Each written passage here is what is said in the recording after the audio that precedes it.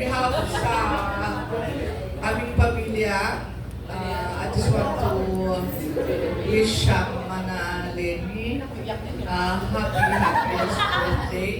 Sana ay laging malakas, and I know na talaga super lakas talaga siya.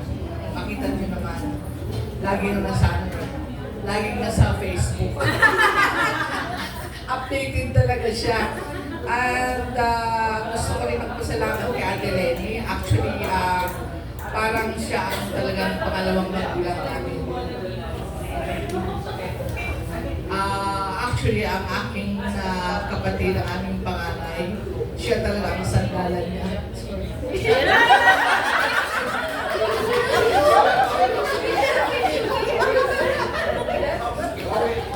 Si Kuya Nonoy, our late brother, siya talaga ang kanyang pinaka-the best na talagang as best friend, not just the best friend, but a cousin as well.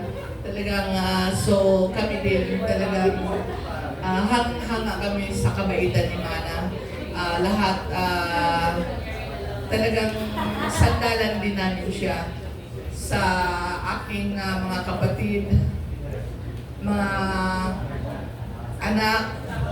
Talagang mahal na mahal si Ate Lenny. Sa aking mga pamangkin, talagang super love namin ito.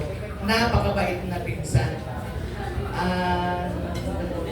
Our prayer na laging masaya at sana'y umabot tayo ng 100. Thank you so much. And